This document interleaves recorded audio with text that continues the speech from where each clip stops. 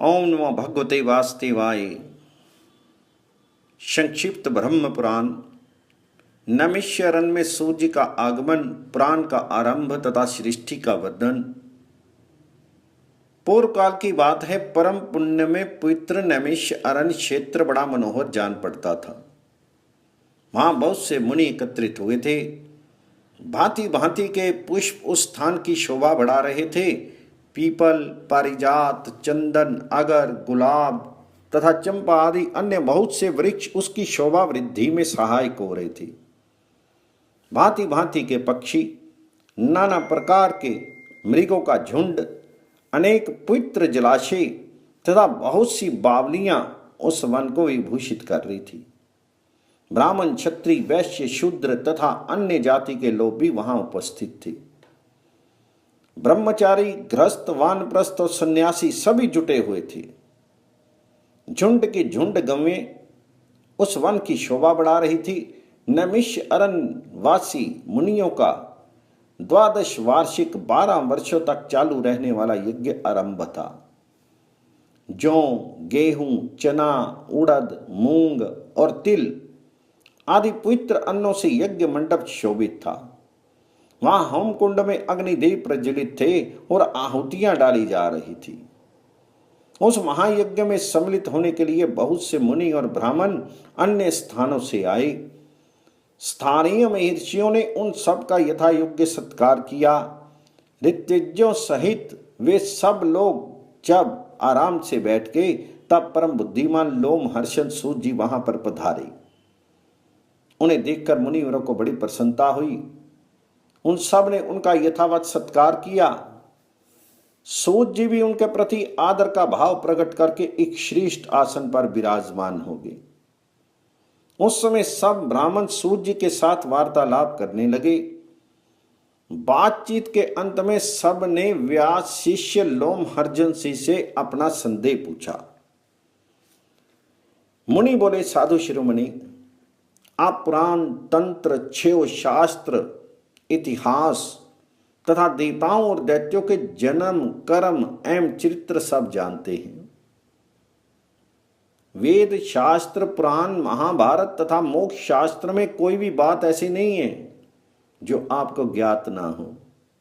महामते, आप सर्वज्ञ हैं। अतः हम आपसे कुछ प्रश्नों का उत्तर सुनना चाहते हैं। बताइए, ये जगत कैसे उत्पन्न हुआ?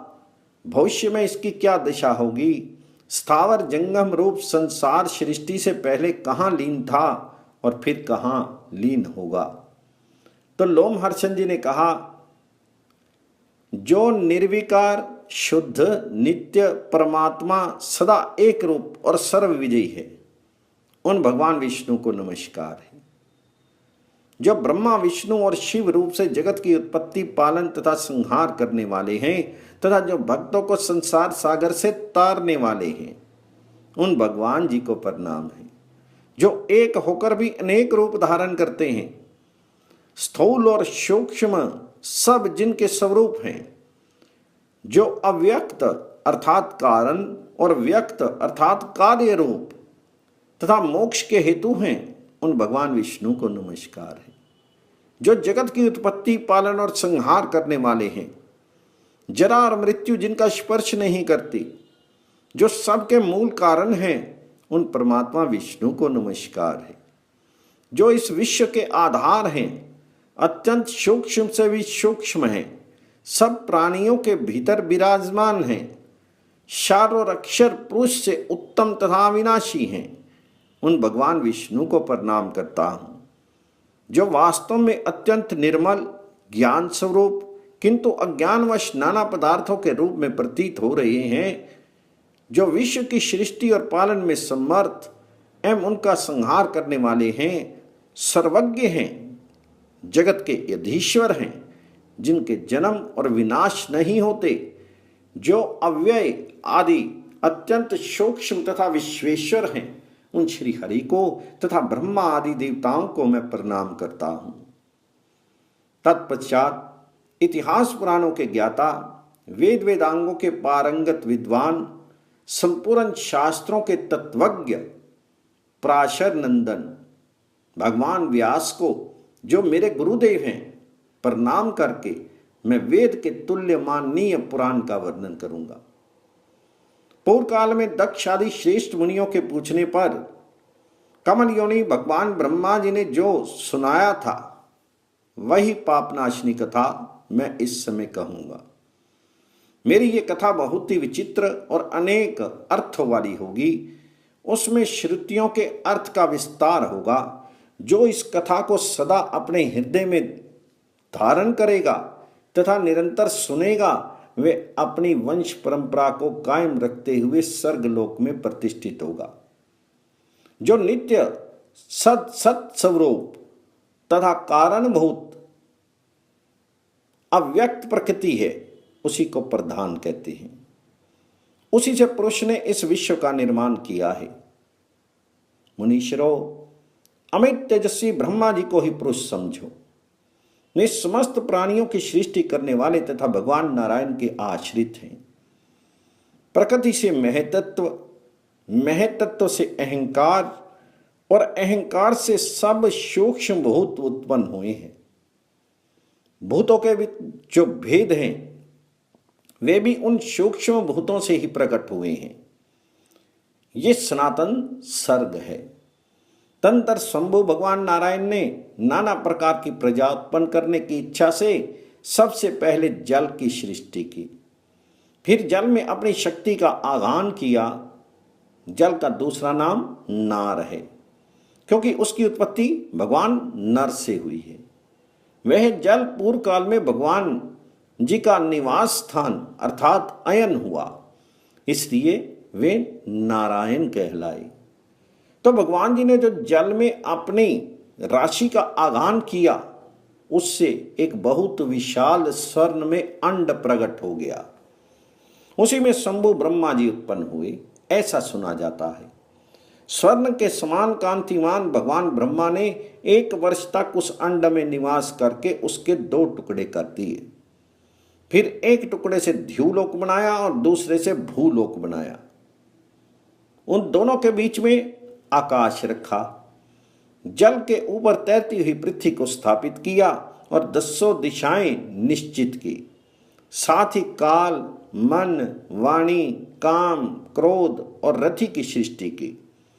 इन भावों के अनुरूप सृष्टि करने की इच्छा से ब्रह्मा जी ने 7 प्रजापतियों को अपने मन से उत्पन्न किया और उनके नाम इस प्रकार हैं: मारीचि, अत्रि, अंगिरा, पुलस, पुलय, क्रतु तथा वशिष्ठ।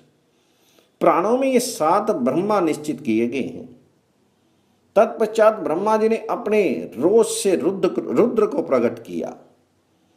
फिर पूर्वजों के भी पूर्वज सनत कुमार जी को उत्पन्न किया। इन्हीं 7 महर्षियों से समस्त प्रजा तथा 11 रुद्रों का प्रादुर्भाव हुआ। उक्त 7 महर्षियों के 7 बड़े बड़े दिव्य वंश हैं। देवता भी इन्हीं के अंतर्गत हैं। उक्त 7 वंशों के लोग कर्मनिष्ठ एवं संतानमान हैं। उन वंशों को बड़े बड़े ऋषियों ने शोभित किया है। इसके बाद ब्रह्मा जी ने विद्युत, वज्र, मेघ, रोहित, इंद्रधनुष, पक्षी तथा मेघों की सृष्टि की।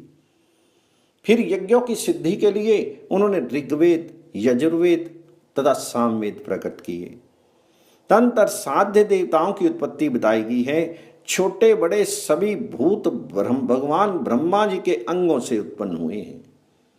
इस प्रकार प्रजा की सृष्टि करते रहने पर भी जब प्रजा की वृद्धि नहीं हुई, तब प्रजापति अपने शरीर के 2 भाग करके आधे से पुरुष और आधे से स्त्री हो गए।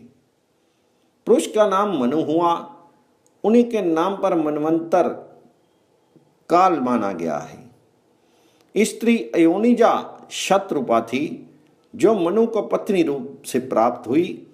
उसने 10,000 वर्षों तक अत्यंत दुष्कर तपस्या करके परम तेजस्वी पुरुष को पति रूप में प्राप्त किया। वे ही पुरुष संभव मनु कहे गए हैं। वैराज पुरुष भी उन्हीं का नाम है। उनका मनवंतर काल 71 चतुर्युग का बताया गया है। शतरूपा ने वे राजपुरुष के अंश से वीर, प्रियवत और उतानपाद नामक पुत्र उत्पन्न किए। वीर से काम्या नामक श्रेष्ठ कन्या उत्पन्न हुई, जो कर्दम प्रजापति की धर्मपत्नी हुई। काम्या के गर्भ से 4 पुत्र हुए, सम्राट, कुक्षी, विराट और प्रभु। प्रजापति अत्रि ने राजा उतानपाद को गोद ले लिया। प्रजापति उतानपाद ने अपनी पत्नी सुनीता के गर्भ से ध्रुव, कीर्तिमान, आयुष्मान तथा वसु ये 4 पुत्र उत्पन्न किए। ध्रुव से उनकी पत्नी शंभु ने शिलिष्टि और भव्य इन 2 पुत्रों को जन्म दिया। शिलिष्टि के उसकी पत्नी सुच्छाया के गर्भ से रिपु, रिपुंजय, वीर, वृकल और वृकतेजा ये 5 पुत्र उत्पन्न हुए। रिपु से बृहति ने चक्षुष नाम के तेजस्वी पुत्र को जन्म दिया। चक्षुष के उसकी पत्नी पुष्करनी से, जो महात्मा प्रजापति वीरन की कन्या थी, चाक्षुष मनु उत्पन्न हुए। चाक्षुष मनु से वैराज प्रजापति की कन्या नडवला के गर्भ से 10 महाबली पुत्र हुए, जिनके नाम इस प्रकार हैं: कुत्स, पुरु, शद्धुम्न, तपस्वी, सत्यवाक, कवि, अग्निष्टुत, अतिरात्र, सुद्धुम्न तथा अभिमन्यु। पुरु से अग्नि ने अंग, सुमना, स्वाति, क्रतु, अंगिरा तथा मैं ये 6 पुत्र उत्पन्न किए। अंग से सुनीता ने वेन नामक एक पुत्र पैदा किया। वेन के अत्याचार से ऋषियों को बड़ा क्रोध हुआ, अतः प्रजाजनों की रक्षा के लिए उन्होंने उसके दाहिने हाथ का मंथन किया। उससे महाराज पृथु प्रकट हुए। उन्हें देखकर मुनियों ने कहा, ये महातेजस्वी नरेश प्रजा को प्रसन्न रखेंगे तथा महान यश के भागी होंगे। वैन कुमार पृथु धनुष और कवच धारण किए अग्नि के समान तेजस्वी रूप में प्रकट हुए थे। उन्होंने इस पृथ्वी का पालन किया। राजसु यज्ञ करके अभिषिक्त होने वाले राजाओं में वे सर्वप्रथम थे। उनसे ही स्तुति गान में निपुण सूत और मागध प्रकट हुए। उन्होंने इस पृथ्वी से सब प्रकार के अनाज दुहे थे। प्रजा की जीविका चले, इसी उद्देश्य से उन्होंने देवताओं, ऋषियों, पितरों, दानवों, गंधर्वों तथा अप्सराओं आदि के लिए पृथ्वी का दोहन किया।